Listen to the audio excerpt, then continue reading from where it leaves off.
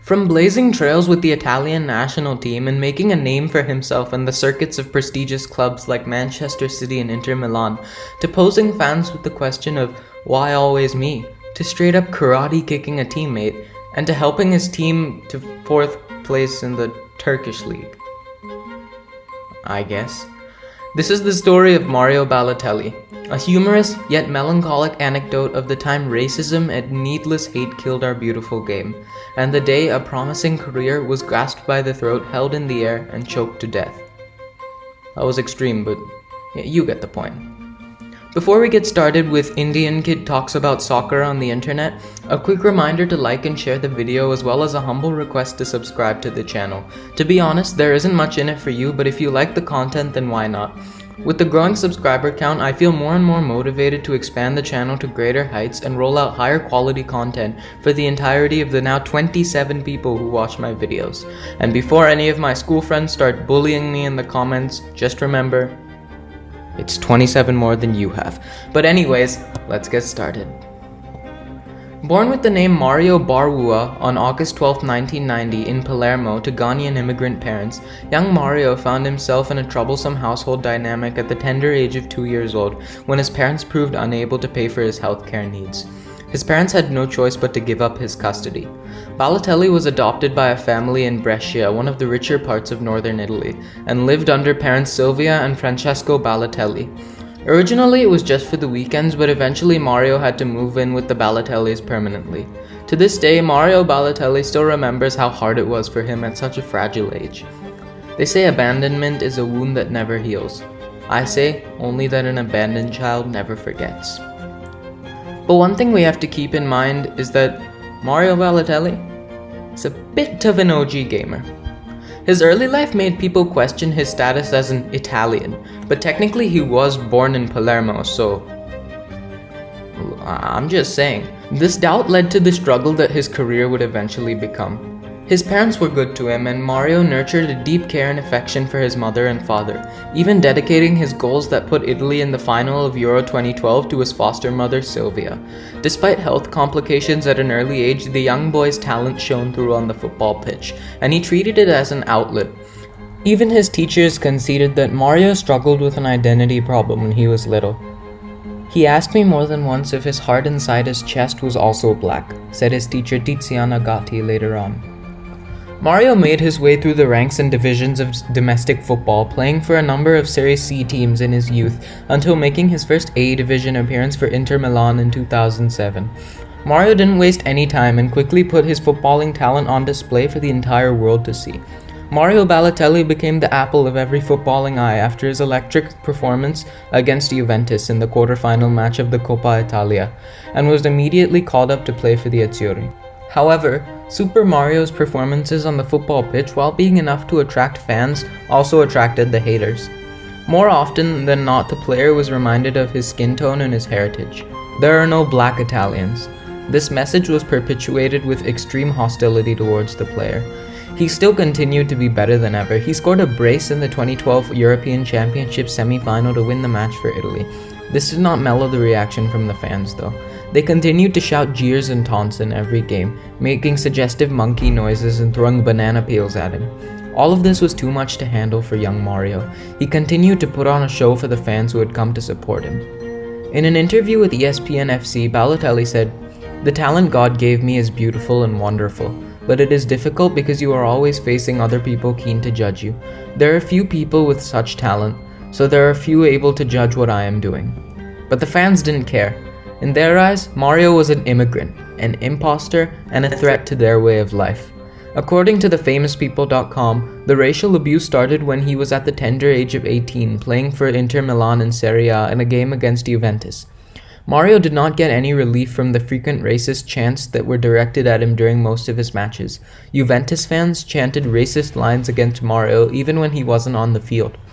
This had its effect on a generally mentally fragile Mario. This gave rise to some disciplinary concerns early on in his career. At Inter, Mario was laid back. He didn't show up for practice, which translated into bad performances on the pitch. The Inter fans were outraged. They constantly and relentlessly booed Mario in the stands. The antics continued. Mario showed up to an Italian TV broadcast wearing a shirt from his team's arch rivals, AC Milan. In response to the disrespect from the fans, he threw the Inter jersey on the ground and stamped it over and over again after a match. He later said that that was the only act in his life that he ever regretted. But it didn't matter. The Inter fans were calling for his head. They wanted him out, and they wanted him out now.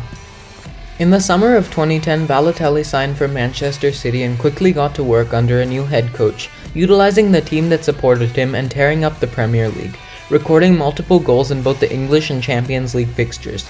He did enough to earn the Golden Boy Award that year, and it looked that at 20 years of age, he had gotten his career back on track. And that, ladies and gentlemen, is the story of how Mario Balotelli became one of the greatest footballers on the planet. Just kidding, that's only the beginning. Despite remarkable performances on many crucial occasions, Mario's aggressive behavior on the field caused a lot of trouble for him. I'm sure you remember a particular celebration in this part of the story. Mario was also left scarred by the Spanish Golden Generation in the 2012 Euro, in which they, destroyed the Italians and made an entire nation question their life decision all at once. But this is where the real decline started. The Manchester City hierarchy had seen enough, and the striker was shipped off to AC Milan in 2013. He got up to it again after being caught smoking before a match against Fiorentina. Balotelli moved to Liverpool in the summer of 2014, and he was expected to be a fitting replacement for the recently departed Luis Suarez. Well, that backfired horribly. The Italian could only muster 4 goals in 28 appearances for Liverpool, who promptly sent him back to Milan on a season-long loan deal in 2015, and I don't even need to tell you what happened there. Balotelli returned to his goal-scoring regime with spells at Olympique Marseille and OGC Nice, but on the Italian side of things, he was still hated. He had played the World Cup earlier that year before and was blamed for Italy's shocking group stage exit in 2014. All of this was going a little overboard and Mario was done. After that, some crazy stuff happened.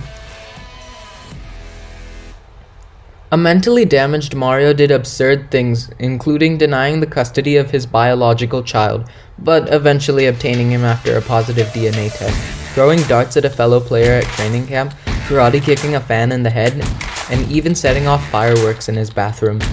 This was intensified by the fact that wherever Mario went, the fans treated him as an outcast, because according to them, there are no black Italians. Nowadays, Mario Balotelli plays his club football in Turkey and remains isolated from the Italian national team. He seems to be picking up with his team Adana Demirspor. He scored 9 goals in 21 matches with the club and is finding his roots as a great striker. But he has done this one too many times, and I don't think many football enthusiasts expect him to change his behavior anytime soon. But his actions on the football pitch do nothing but reflect the jeers, taunts, and abuse that he has received from fans who are unwilling to accept him. An abandoned child who has never felt in place throughout his entire life.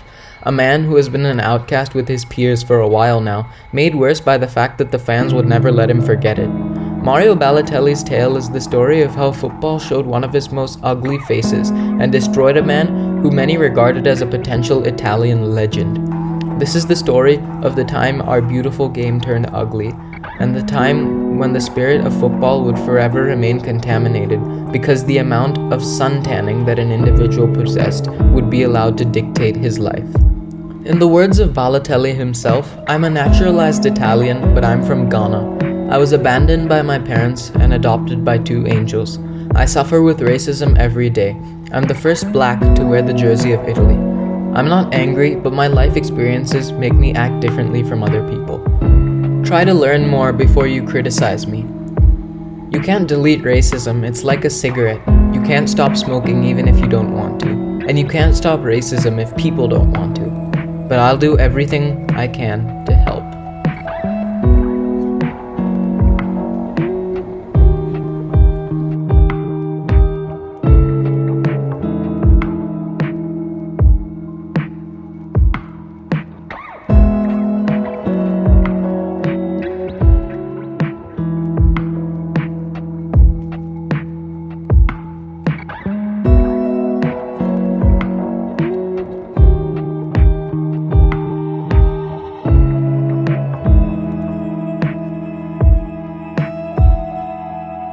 Well, another video complete. That's it for this week's volume. Tune in next time to learn about... Well, I actually haven't figured it out yet, but expect a video. Speaking of underachievement, check out this video where I talk about Belgium's past 5 major tournament failures for 20 minutes. It's a lot more entertaining than it sounds. Trust me, you don't want to miss out. Digressions aside, this is me, signing off. Until next time,